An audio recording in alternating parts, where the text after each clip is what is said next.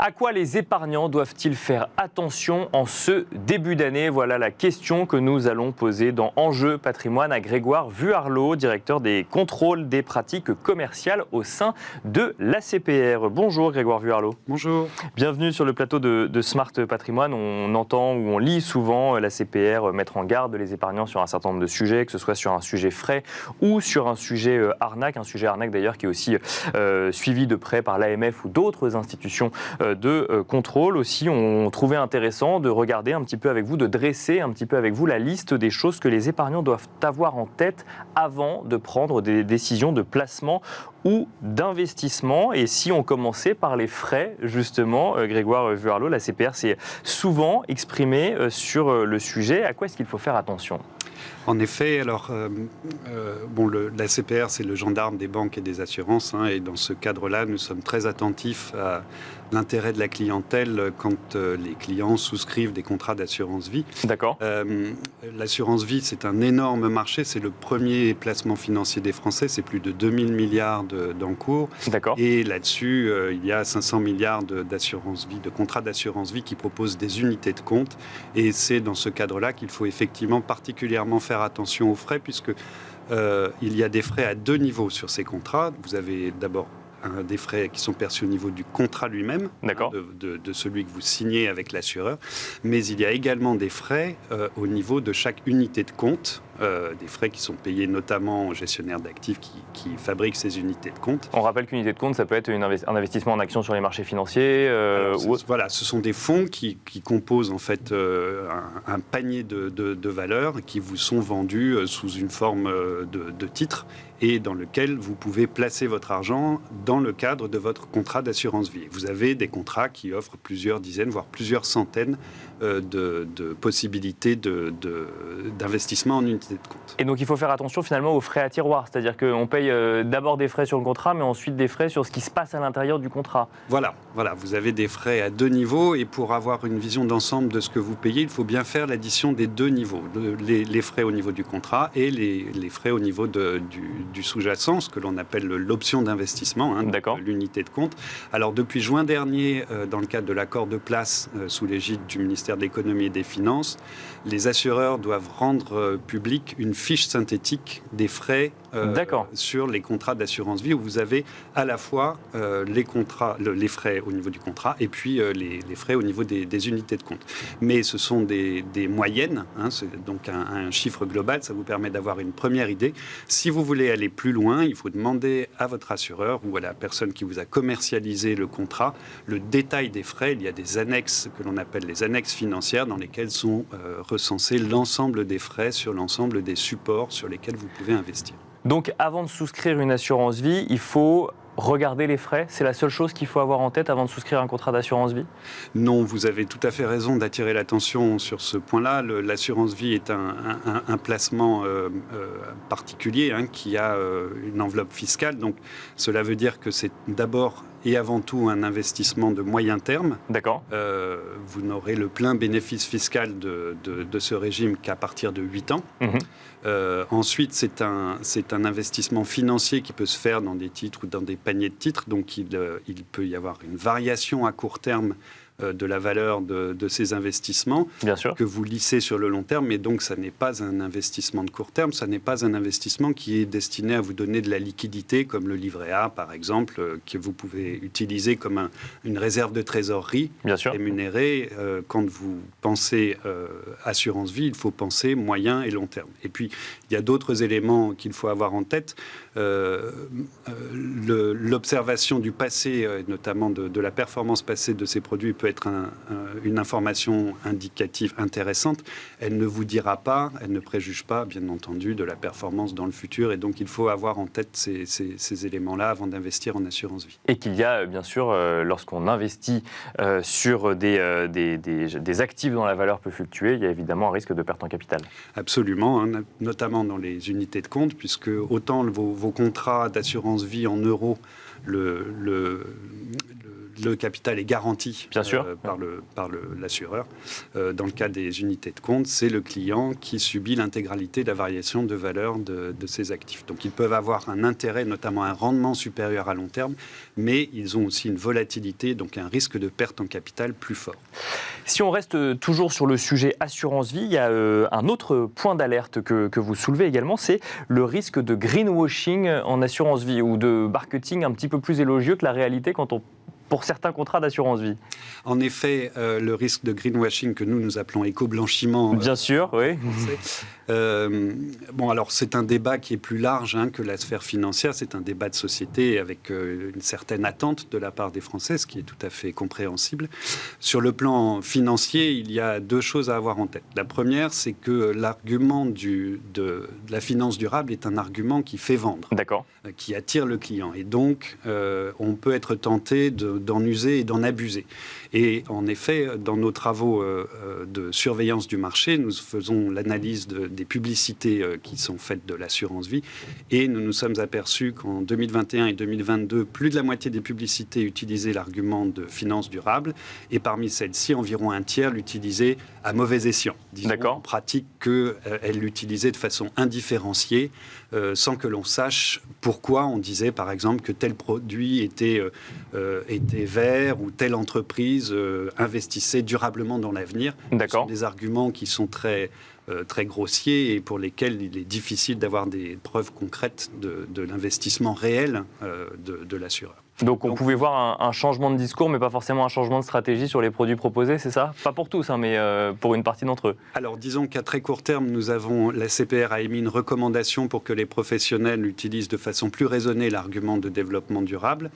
Ce sur quoi nous comptons, c'est qu'à moyen terme, dans les prochaines années, les produits verts, effectivement verts, véritablement verts, vont se développer et correspondront de plus en plus aux besoins ou au désir en tout cas d'investissement des Français. Alors il y a un deuxième point justement à cet égard auquel il faut faire attention, c'est dans le cadre de la commercialisation, c'est-à-dire que vous, clients, vous voulez investir dans des produits. Désormais, votre conseiller financier doit prendre en compte vos préférences en matière de finances durable, de développement durable et de préférence sociale également. Il doit vous interroger, il va vous poser des questions en vous demandant quels sont vos objectifs, dans quoi vous aimeriez investir, quelle est la part de produits que vous aimeriez investir dans des produits durables. Donc, vous aurez un dialogue avec votre conseiller financier sur ce sujet. Il n'aura pas nécessairement les produits adéquats qui correspondront complètement à vos préférences à vous proposer, mais néanmoins, ce dialogue sera fructueux puisqu'il vous permettra déjà de prendre en compte cet argument, ce besoin, et puis de voir qu'est-ce qui peut s'approcher au mieux de vos besoins. De ses propres valeurs, effectivement, lorsque l'on décide tout simplement où est investie notre épargne. Donc ça, c'était pour l'assurance vie, finalement, le placement préféré des Français ou un des placements les plus répandus. Il y a un autre sujet sur lequel on revient beaucoup sur ce plateau, mais comme le sujet de cette émission, c'est à quoi est-ce que l'on doit faire attention lorsque l'on veut épargner en 2023. On va évidemment évoquer des sujets peut-être un petit peu plus risqués, et notamment les cryptoactifs. Alors les cryptoactifs, on en parle beaucoup depuis une dizaine d'années maintenant, et toute une catégorie d'épargnants semble s'intéresser particulièrement aux cryptoactifs. À quoi est-ce qu'il faut faire attention ou qu'est-ce qu'il faut avoir en tête selon la CPR lorsque l'on veut investir ou placer un petit peu d'argent sur des cryptoactifs? Vous avez tout à fait raison, ce sont des placements qui ont connu un grand succès ces dernières années, en tout cas qui ont beaucoup fait parler d'eux, parce que ça utilise de nouvelles technologies, parce que c'est attrayant d'une certaine manière. Ça encapsule l'intelligence financière et économique de ces dernières années. Néanmoins, il y a aussi beaucoup d'arnaques qui se sont développées parallèlement à des produits tout à fait sains et légitimes, d'une part, et puis d'autre part, il y a des risques. Alors, il faut revenir déjà sur la nature des cryptos. Ça n'est pas une monnaie, c'est un actif. C'est un actif qui est très particulier puisque c'est un actif numérique et donc il n'a pas les caractéristiques d'une monnaie, c'est-à-dire qu'il n'est pas liquide. il n'a pas forcément il ne sert pas de réserve de valeur et il ne s'échange pas forcément facilement. Il est extrêmement spéculatif, c'est-à-dire qu'il peut avoir des variations de valeur extrêmement importantes et vous pouvez gagner beaucoup, mais vous pouvez aussi tout perdre très rapidement puisque les évolutions sont très rapides.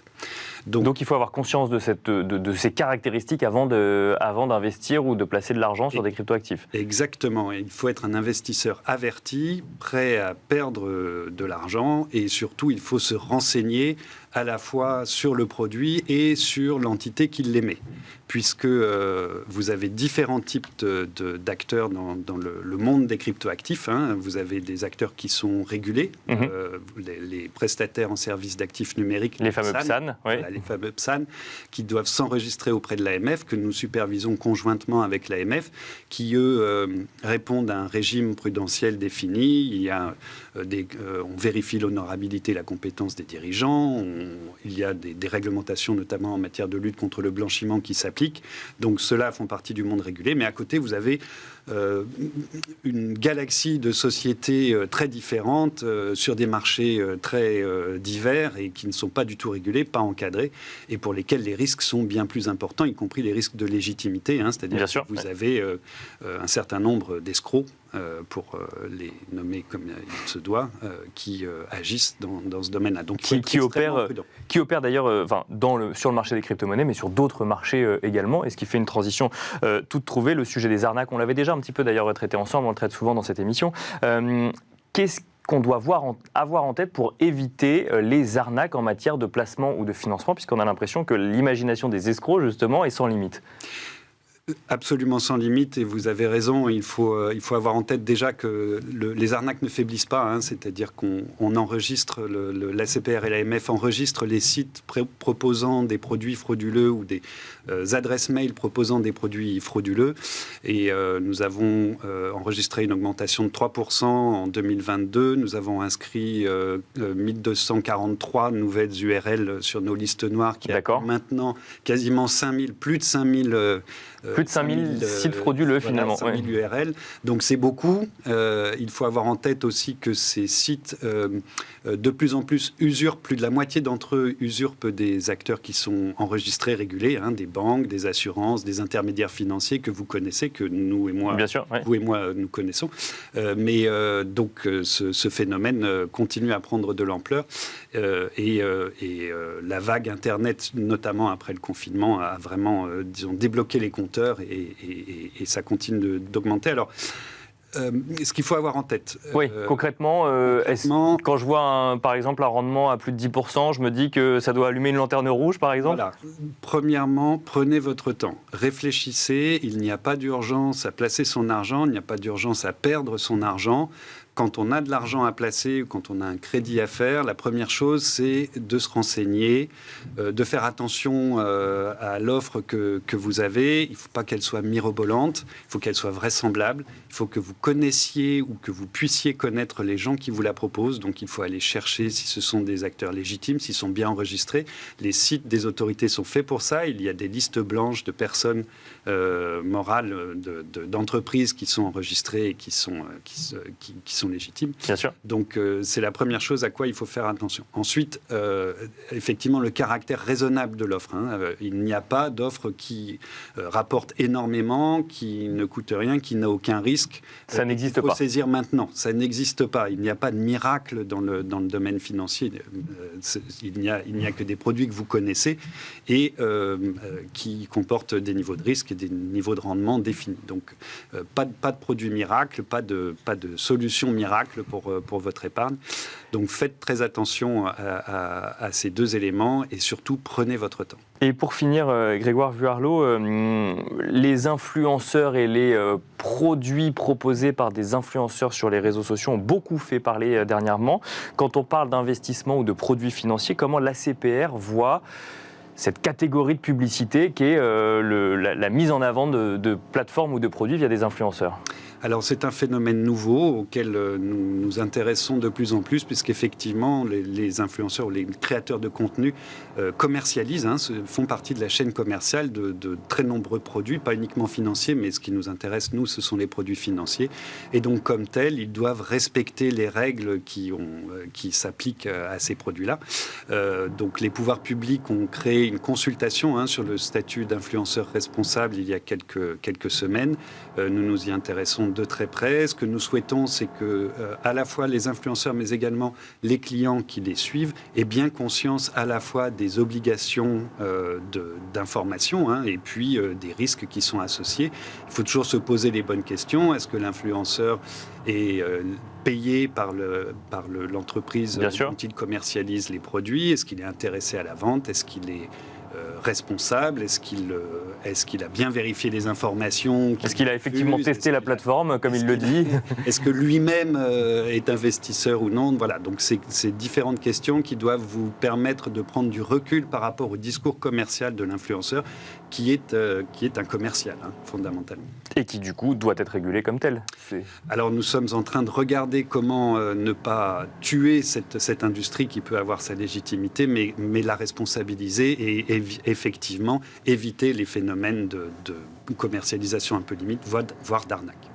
Merci beaucoup Grégoire Vuarlot d'être venu sur le plateau de Smart Patrimoine. Je rappelle que vous êtes directeur des contrôles des pratiques commerciales au sein de l'ACPR. Merci beaucoup. Merci à vous. Merci à vous également de nous avoir suivis et à très vite sur Bismart.